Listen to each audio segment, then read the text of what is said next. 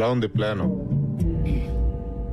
మీరు చెప్పిన దాంట్లో పాయింట్ లేదని, పొటెన్షియల్ లేదని నేను అనట్లేదు కిరీట్ గారు. మనం మంచి కోచింగ్ సెంటర్ పెట్టామే అనుకోండి, నేనేదో నీలాంటి టాప్ ప్రొఫెషనల్స్ దాన్ని బ్రహ్మాండంగా నడుపుతారు. అనుకోండి. అనుకోవడం ఏంటి, విషయం అన్నట్టుగా అంత వినయం కూడా మంచిది కాదు. నువ్వు అదరగొడతావు. తెలుసు సార్, నేను అదరగొడితే మాత్రం మనకు ర్యాంకులు రావద్దు. మధుబాబు, ర్యాంకులంటే బ్యాంకులో లోన్ లాంటివయ్యా. ప్రొసీజర్ తెలిస్తే అవి వస్తూనే ఉంటాయి. ఒకసారి రావడం మొదలు పెట్టిన తర్వాత మచ్చికైన జాతి కుక్కలా మన వెంటే ఉంటాయి. ఆ సంగతి నాకు వదిలేసాయి. మీ కిరీట్ దాస్ అని కాదు, టోపీ దాస్ అని పేరు పెట్టాల్సింది మీ అమ్మా నాన్న. ఇంతకీ ఈ హైటెక్ కోచింగ్ సెంటర్ మన స్కూల్లో పెట్టడానికి స్థలం ఎక్కడి నుంచి తీసుకొస్తారు? మీ లెక్కల టీచర్లకి ఎక్కలు తప్పించి లోక జ్ఞానం తక్కువయ్యా. గోల్కొండ హై స్కూల్ ఒకప్పుడు గొప్ప స్కూల్ అని చెప్పుకోవడానికి చరిత్ర అయితే ఉంది గాని చెప్పడానికి చెప్పట్టు తిరుగుతుంది. ఏదో మా ట్రస్టీల దేవాల ఐసీయూలో ఉంది గాని లేకపోతే ఈ పాటికి అంత్యక్రియలే ఇక్కడ షాపింగ్ మాల్ రావాల్సింది తెలుసా. నేనే ఆపాను. ఎందుకు? మన కోచింగ్ మాల్ కట్టడానికి. మరి స్కూల్ కూల్ చేస్తారా?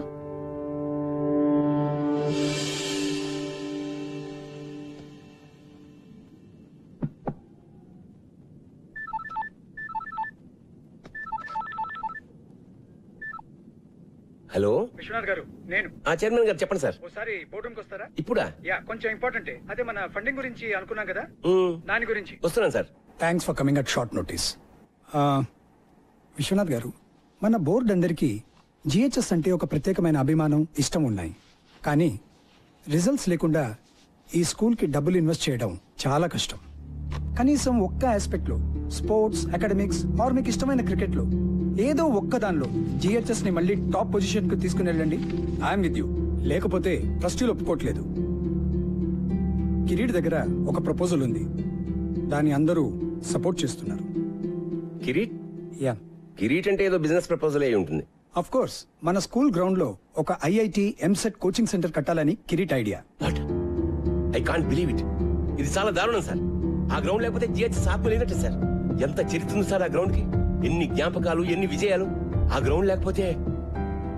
విశ్వనాథ్ గారు, ఏళ్ల కిందటి జ్ఞాపకాలకి ఏం విలువ ఉంటుందండి కిరీట్ లాంటి వాడికి? మీరేమైనా చేసి ఆ గ్రౌండ్ ని కాపాడాలి. ఏ క్షణమైనా కిరీట్ ఈ ప్రపోజల్ తో మీ దగ్గరికి రావచ్చు. అందుకే మిమ్మల్ని ముందే పిలిచి చెప్తున్నాను. Thank you mister Shah. Good luck.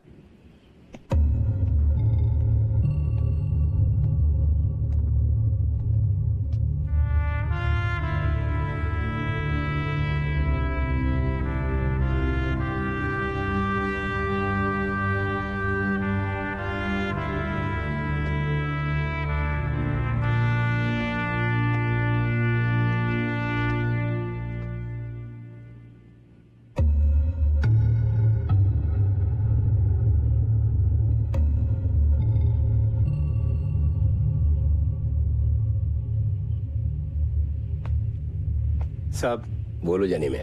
మీరేమీ అనుకోకపోతే నేను ఒక మాట చెప్తాను సార్ మీకు. అనుకునే మాటే చెప్పు. మన పోరగాళ్ళకి ఒక మంచి క్రికెట్ కోచింగ్ పెట్టండి సాబ్. ఎందుకంటే నాకంటేనే ఘోరంగా ఆడుతున్నారు వీళ్ళు.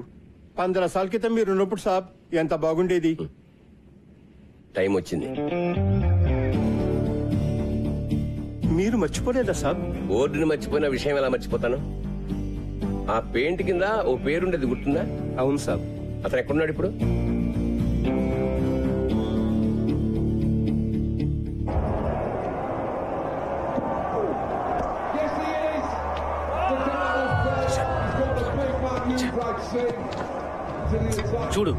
చూడరా మన వాళ్ళని.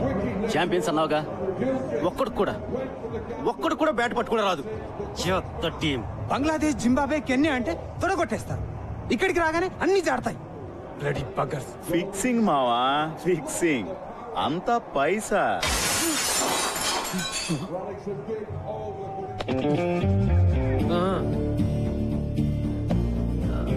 సారీ అండి, ఇంకా వేరే ప్లేస్ లేదు. ఉన్నా మీ కామెంటరీ వినే ఛాన్స్ రాదు. ఏంటే? ఇప్పుడు ఈ ఇన్స్వింగ్ యాకర్ ఎలా ఎలా చూపిస్తాడు. మీరేమో కవర్ డ్రైవ్, తమరేమో పుల్ షాట్ ఆడుతున్నప్పుడు బాడీ వెయిట్ ఎలా ఉండాలో చూపిస్తారు కదా. తీసుకోండి సార్. ఏంటి పని?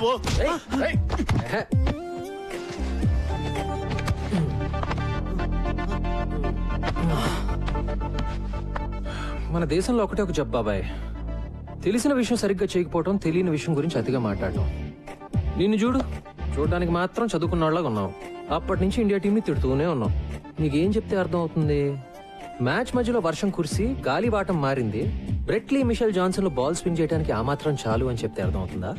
లేకపోతే ఓల్డ్ బాల్ ని రివర్స్ స్వింగ్ చేయడం నేర్చుకున్న Stuart Clark in swing yorker అద్దరగొట్టాడని చెప్తే అర్థం అవుతుందా? వాళ్ళు 100 కొడితే మనం 101 కొట్టాలి, లేకపోతే మనం 100 కొడితే వాళ్ళు 99 దాటకూడదు. అంతే నీకు తెలిసిన క్రికెట్ కదా. వదిలే సంపత్ సార్, మీరు కూడా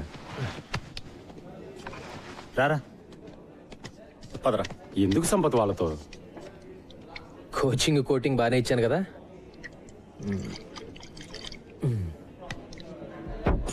ఏయ్ జాగ్రత్త. Sorry about the table.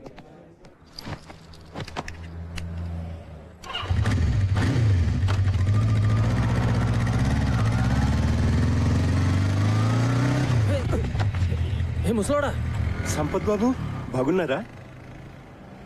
Janimiya? GHS Janimiya? అవును. ఏంటిలా? ఏంటి సార్?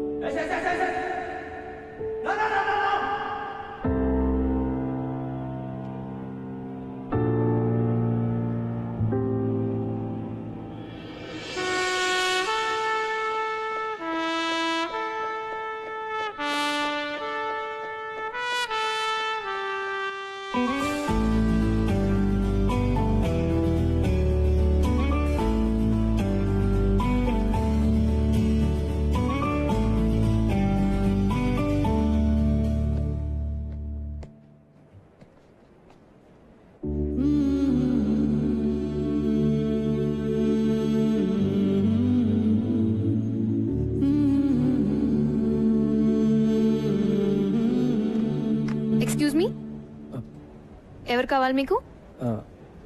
విశ్వనాథ్ గారు. ప్రిన్సిపల్ గారా? యా, నన్ను కలవమన్నారు. ఐమ్ సంపత్. ఓ, ఇలా వెళ్తే క్వాడ్రాంగిల్ వస్తుంది, ఎడం వైపు 2 రూమ్. తెలుసండి. మీరు అడ్డంగా నిలబడింది మా స్టాఫ్ రూమ్ కి వెళ్ళే మెట్లని కూడా తెలుసా మీకు? సారీ. That's okay. మీరు ఇంగ్లీష్ టీచరా? మీకెలా తెలుసు? యూజువల్ గా బాగుండేది వాళ్లే కదా.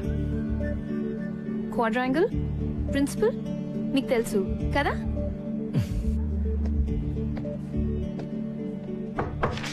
Can I come in sir?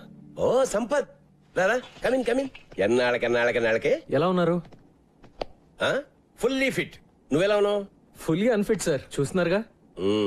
నీలో నేనేం చూస్తున్నావు నీకు తెలిసే ఛాన్సే లేదు. రా కమాన్.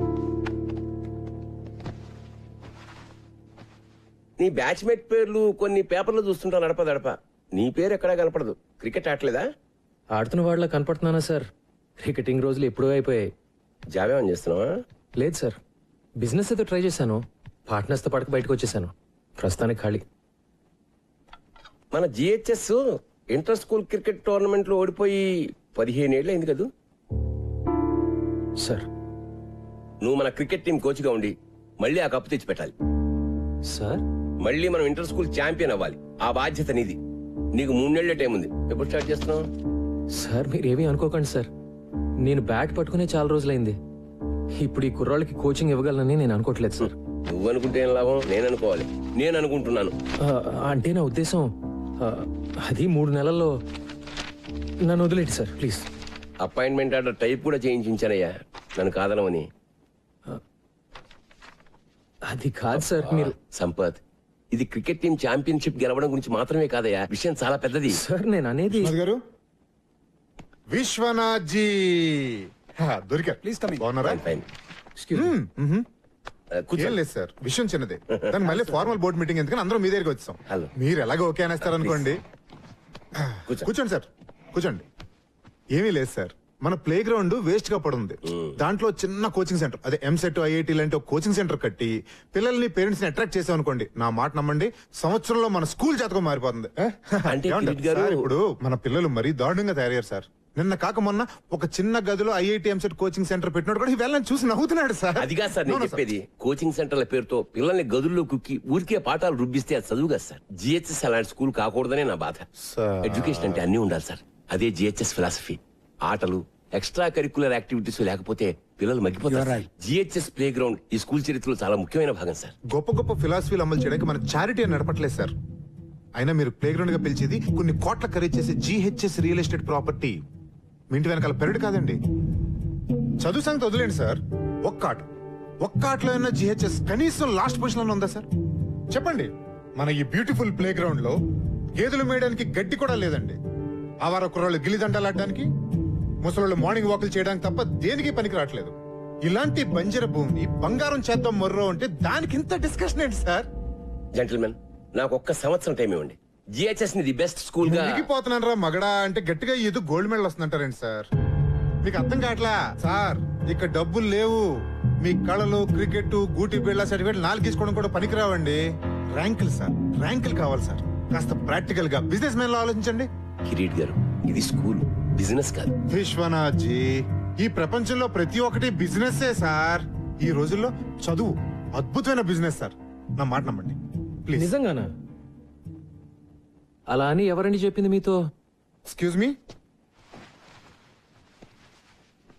మీరెవరు సార్? ఇతను మీ అసిస్టెంట్ కదా? జెంటిల్మెన్, అతను నేను Golconda high school cricket team కొత్త కోచ్ ని. పేరు సంపత్. వాట్? ఈ డొక్కులో స్కూల్ కు టీం కూడా ఉందా? దానికి మీరు కోచా? ఎప్పుడైంది అపాయింట్మెంట్? ఇప్పుడే సార్. ఓ, ప్రిన్సిపల్ గారు అపాయింట్ చేశారంటే మ్యాటర్ చాలా సీరియస్ అనమాట. ఏం సాధిద్దాం సార్ మీరు? 15 సంవత్సరాల నుంచి లాస్ట్ నుంచి సెకండ్ ప్లేస్ లో ఉన్నాం. ఈసారి లాస్ట్ నుంచి ఫస్ట్ ప్లేస్ కొట్టేద్దామనే. ఇంకో 3 నెలల్లో ఇంటర్ స్కూల్ నాకౌట్ టోర్నమెంట్ జరగబోతుంది. ఈ ఏడాది కాబోయే ఛాంపియన్స్ మన జిహెచ్ఎస్ క్రికెట్ టీం అని నేనంటే. విశ్వనాథ్ గారు, ఇంత చిన్న ఎక్కడి నుంచి తెచ్చారు సార్ ఇతన్ని? ఛాంపియన్, కప్పు,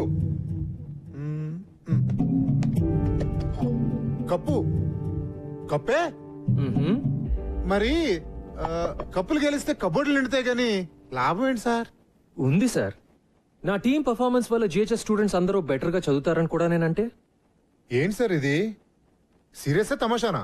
సీరియస్ గానే అంటున్నాను సార్. నేను చెప్పినట్టు జరిగితే మేము అడిగింది ఇస్తారా? విశ్వనాథ్ జీ, ఈ ఛాలెంజ్ మీదా అతందా? కిరీట్ గారు, నాకు తెలుసు కదా మీకు ఛాలెంజ్ అంటే ఇష్టం అని. నా బతుకంతా ఛాలెంజ్లు గెలుపులేగా. మీరన్నదే నిజంగా జరిగితే నరుడా, ఏమి నీ కోరిక? ఎప్పటికీ ఈ జిహెచ్ఎస్ గ్రౌండ్ లో వేరే కన్స్ట్రక్షన్ జరగకూడదని లీగల్ గా ఒక తీర్మానం చేయాలి. What is this? ఇదేమైనా సినిమా అనుకుంటున్నారా? జోకులు చాలు. Please wait sir, wait. Vishwanath గారు, విశ్వనాథ్ గారు, నా కోచింగ్ సెంటర్ బాగానే చెక్ పెట్టారు సార్. ఓకే, ఒక్క రూల్ ఏంటంటే మీ దద్దమ్మ టీం ఓడిపోతే మీరు మీ గురువు విశ్వనాథ్ గారు రిజైన్ చేసి వెళ్ళిపోవాలి. మళ్ళీ దరిదాపుల్లో కనపడకూడదు. ఒకవేళ నేను ఓడిపోతే ట్రస్టీగా రిజైన్ చేస్తా. ఓకే? పర్ఫెక్ట్. 3 నెలల్లో మీరు, నేను. So the meeting is over. ఏదనుకుంటే చాలా ఎక్సైటింగ్ గా జరిగింది కదా? కృష్ణాజీ బయలుదేరతా. All the best champion.